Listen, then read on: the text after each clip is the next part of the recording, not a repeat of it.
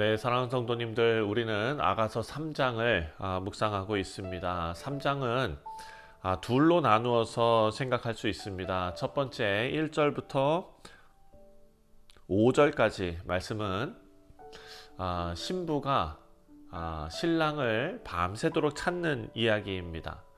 그리고 이어서 6절부터 뒤에 마지막 11절까지가 왕의 혼인 행렬이 나오고요. 그리고 신랑의 영광스러운 등장이 나타나는 내용입니다. 자, 우리가 이 아가서를 묵상하면서 하나님과 우리의 관계를 우리가 생각하고 있습니다. 하나님의 사랑과 그리고 또 하나님의 사랑인 우리 교회, 주님의 몸된 교회 사이의 관계에서 어떤 갈등이 있고 또 어떤 회복이 있고 또 어떻게 그 관계가 완성될 것인가를 예표로 볼 수 있는 것입니다. 물론 오해하면 안 되는 게 이 관계에서 갈등이 있고 이 관계에서 어떤 문제가 있고 이런 것은 하나님의 잘못이 아니라 타락한 인간의 문제이기도 합니다. 그렇기 때문에 하나님께서 어떻게 그 강권적인 사랑으로 우리에게 다가오시고 또 회복시키시는지, 그리고 또 어떤 관계를 하나님께서 원하시는지, 그 영광스러운 연합의 예표가 바로 오늘 본문의 말씀이죠. 자, 이제 우리가 1절부터 4절까지의 말씀을 먼저 볼 텐데요. 1절에 이렇게 말합니다. 내가 밤의 침상에서 마음으로 사랑하는 자를 찾았노라. 찾아도 찾아내지 못하였노라. 자, 신부는요 지금 불안에 휩싸여 있습니다. 결핍이 있습니다. 침상에 누워서 마음을 편안하게 안식하며 그 편안한 안식을 누리지 못합니다. 왜냐하면 사랑하는 이를 찾지 못하기 때문이다 라고 말하고 있습니다. 자, 하나님의 임재를 갈망하는 우리 성도의 영적 갈등은 누구나 한 번쯤은 겪는 일입니다. 한 번쯤이 아니라 정말 많은 그런 일들이 우리 가운데 펼쳐집니다.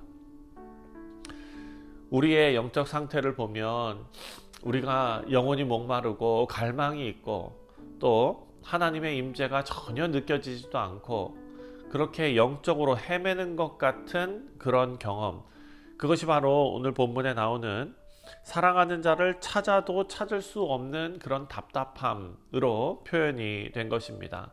2절 말씀을 보니까 이에 내가 일어나서 성 안을 돌아다니며 마음에 사랑하는 자를 거리에서나 큰 길에서나 찾으리라 하고 찾으나 만나지 못하였노라.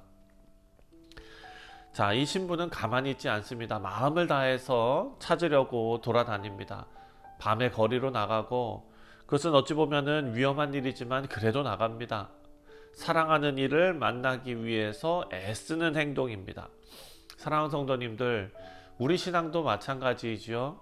우리가 하나님과 친밀한 교제가 있을 때는 참 기쁘고 영적인 만족감이 있지만 그렇지 못할 때도 분명히 있다는 것입니다. 친밀한 교제가 다 사라진 것 같고 그렇게 나만 혼자 남겨놓은 것 같은 그런 마음이 들 때에도 우리는 가만히 있지 않고 다시 기도하고 또 말씀을 붙들고 예배의 자리로 나아가야 될 줄 믿습니다.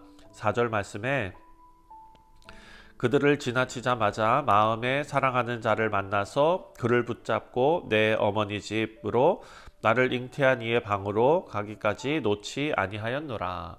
내가 그를 붙잡고 놓지 아니하였다라고 말합니다. 마침내 사랑하는 이를 찾습니다.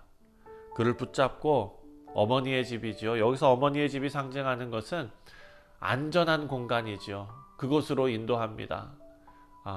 사랑의 회복과 그리고 헌신의 표현이 여기에 드러나고 있습니다. 우리 사랑하는 성도님들, 하나님께서는 진실하게 주님을 찾는 자를 외면하지 않으신다라는 것입니다.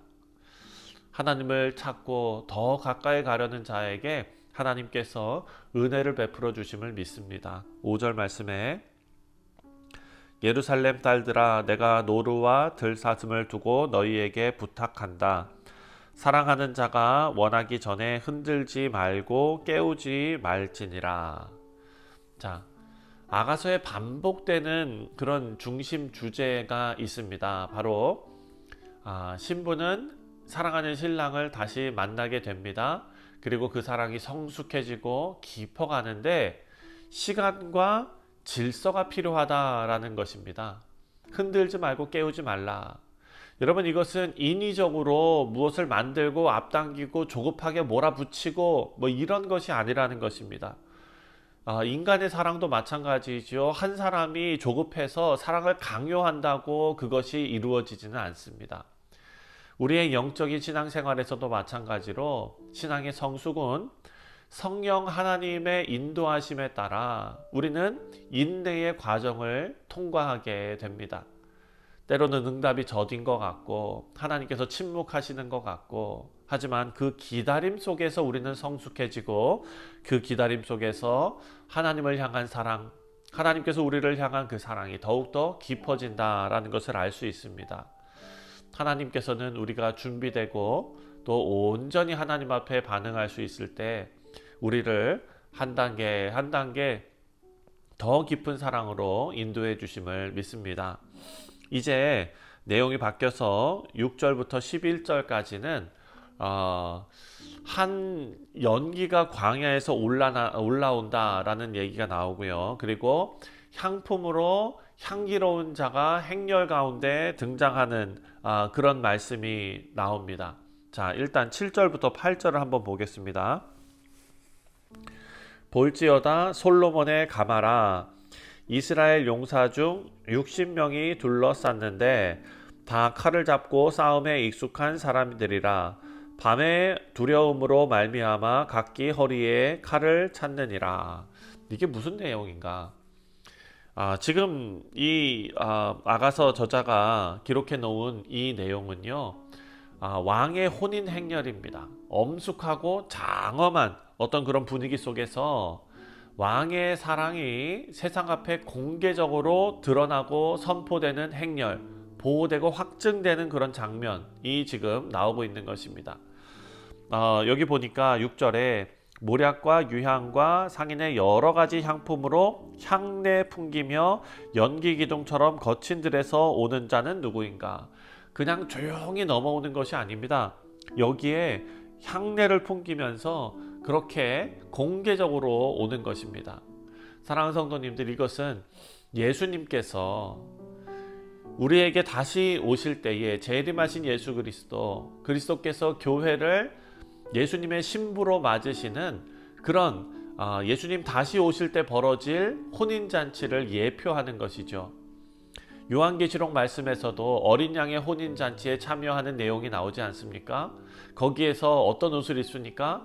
밝고 빛나는 깨끗한 세마포 옷을 입고 예수님의 영광에 우리가 동참하게 될 것입니다. 오늘 본문 11절을 보면 시온의 딸들아 나와서 솔로몬 왕을 보라. 혼인날 마음이 기쁠 때에 그의 어머니가 씌운 왕관이 그의 머리에 있구나. 자, 여기서 중요한 표현이 있습니다. 바로 신랑은 왕관을 쓰고 나타납니다. 하지만 그것이 전쟁의 승리자가 아닙니다. 사랑과 기쁨의 날에 쓰는 그런 왕관입니다. 기쁠 때에 그의 어머니가 씌운 왕관이 그의 머리에 있도다. 자, 이 신랑은 지금 영광스러운 모습으로 신부에게 오고 있습니다. 하지만 이것은 언약과 책임, 보호와 기쁨이 함께 결합된 사랑입니다. 왕관이 쓰여진 사랑. 왕은 어떻게 합니까? 왕은 약속하는 자리입니다. 그리고 왕은 책임을 가진 자입니다. 보호해야 할 의무가 있는 자입니다. 그리고 그 백성과 함께 기쁨을 누리는 자입니다. 사랑하는 성도님들, 하나님의 사랑은 그저 우리가 마음이 따뜻해지는 감정으로서의 사랑이 아니라 언약적인 사랑입니다. 약속이 있는 사랑이고 공적으로 확증된 사랑입니다. 그것이 지켜지는 영광스러운 사랑이 바로 하나님께서 약속하시는 사랑입니다. 우리 성도님들, 오늘 이 말씀을 통해서 우리는 그저 우리가 마음이 좋고 기분 좋을 때만 이런 사랑의 감정 이런 것을 느끼는 것이 아니라 우리가 잃어버린 것 같고 불안하고 낭망하고 그럴 때에도 하나님을 찾고 갈망하고 인격적으로 붙들고 그리고 언약을 기억하는 사랑을 우리가 더 갈망하고 또 하나님께서 원하시는 사랑이 그런 사랑이라는 것을 말씀을 통해 깨닫게 됩니다. 하나님께서 우리를 다 잊어버린 것 같은 그런 마음속에 밤을 지날 수도 있습니다. 하지만 그 속에서 하나님을 찾고 갈망하는 자, 예배를 사모하고 말씀을 붙드는 자에게 하나님께서 나타나 주십니다. 그리고 그 만남은 성숙한 사랑으로 인내를 통해서 또 하나님의 약속을 붙잡는 그런 언약을 통해서 영광의 날로 이어질 줄 믿습니다. 사랑하는 성도님들, 서두르지 마시고 예수님께서 다시 오실 그날을 우리가 기억하며 그리고 또 기대하며 주님을 붙잡고 붙드는 그리고 예수님을 기다리는 지혜로운 성도님들 다 되시기를 주님의 이름으로 축원드립니다. 기도하겠습니다.